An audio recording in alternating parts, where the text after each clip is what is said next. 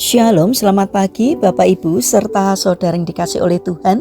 Kiranya berkat, damai sejahtera dan sukacita dari Tuhan Yesus Kristus senantiasa menyertai kita sekalian. Sebelum kita mendengarkan firman Tuhan dan renungan, marilah kita berdoa.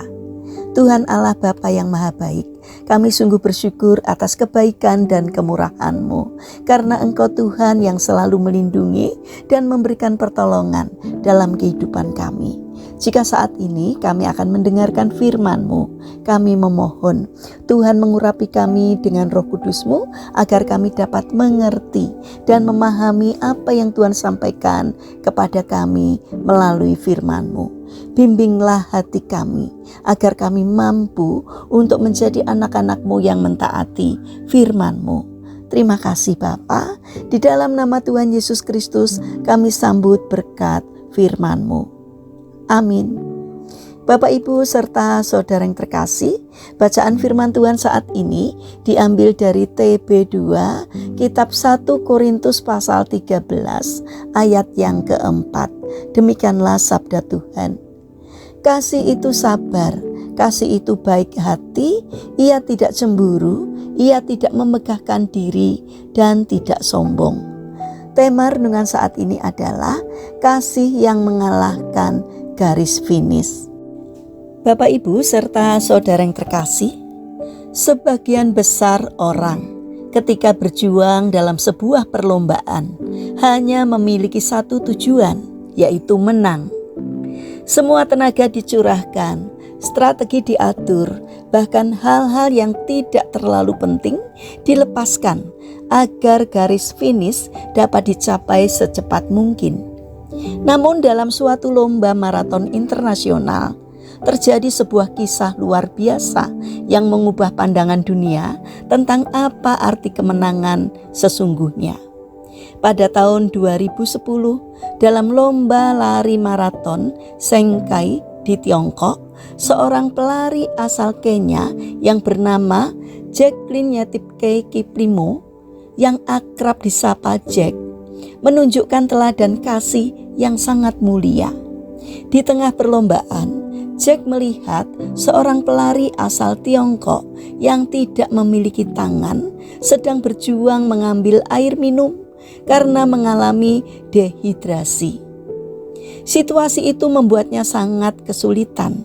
Tanpa memikirkan dirinya sendiri, Jack memutuskan untuk berhenti dan menolong memberi minum kepadanya.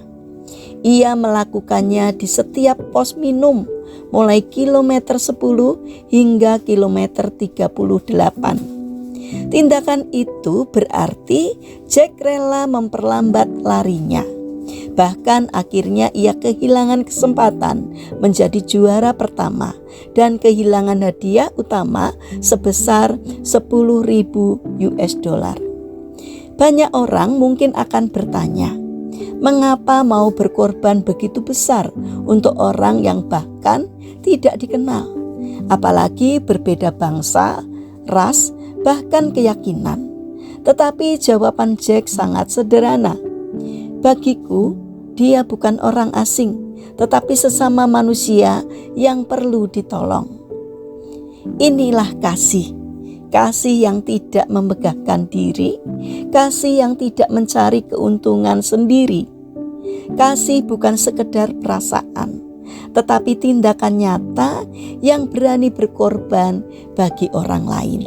Ketika kita menunjukkan kasih seperti itu, sesungguhnya kita sedang memperlihatkan karakter Kristus di dalam kita.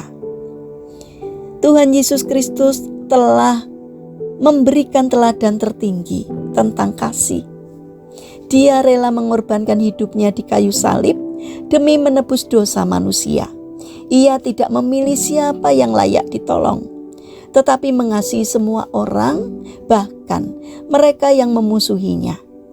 Kasih Kristus tidak dibatasi oleh batas negara, suku, warna kulit, maupun agama. Kasih-Nya melampaui semuanya itu. Karena itu, firman Tuhan hari ini mengajak kepada kita untuk tidak hanya berbicara tentang kasih, tetapi juga mempraktekkannya. kasih yang sabar, kasih yang baik hati, kasih yang tidak mencari keuntungan diri sendiri. Di dunia yang seringkali dipenuhi egoisme seperti sekarang, setiap perbuatan kasih memiliki dampak besar. Bahkan tindakan sederhana pun dapat menyentuh hati seseorang dan memperlihatkan kasih Allah. Mungkin kita tidak harus menolong seseorang sampai mengorbankan hadiah besar seperti Jack, tetapi kita bisa mulai dari hal kecil, menolong, memberi perhatian, mengampuni, dan mengasihi tanpa memandang siapa orangnya. Kasih sejati akan selalu lebih berarti daripada kemenangan apapun di dunia ini.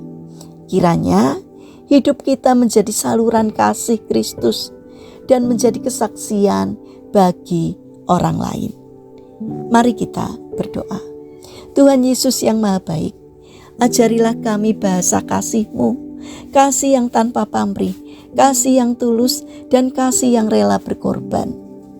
Bapa yang Maha Kasih, saat ini kami juga mendoakan bagi mereka yang mengalami duka cita dan penderitaan, mungkin karena korban bencana alam atau mungkin masalah yang lain. Kiranya Tuhan memberikan semangat kepada mereka dalam menghadapi kesulitan. Berikan hati yang terus bangkit berjuang dalam menghadapi kehidupan. Kiranya Tuhan berbelas kasih untuk memberikan pertolongan. Berikan kepada mereka berkat-Mu ya Tuhan. Kiranya Tuhan berkenan hadir untuk menolong. Bagi mereka yang terbaring sakit, kiranya Tuhan memberkati setiap upaya yang mereka lakukan. Kiranya Tuhan berkenan hadir untuk menjamah dan menyembuhkannya.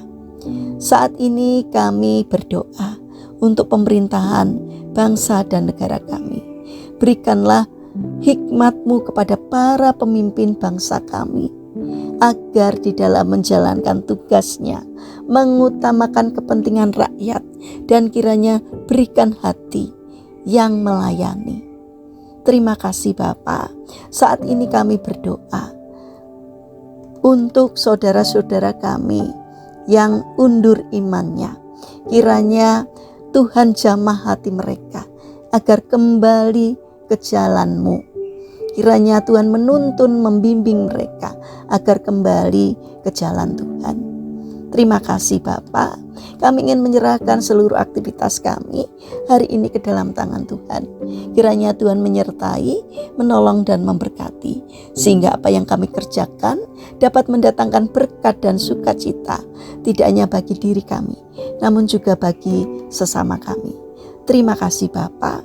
Kami serahkan seluruh doa dan permohonan kami kepada Allah yang hidup, yang kami kenal di dalam nama Tuhan Yesus Kristus. Amin. Puji Tuhan Bapak Ibu serta saudara yang terkasih.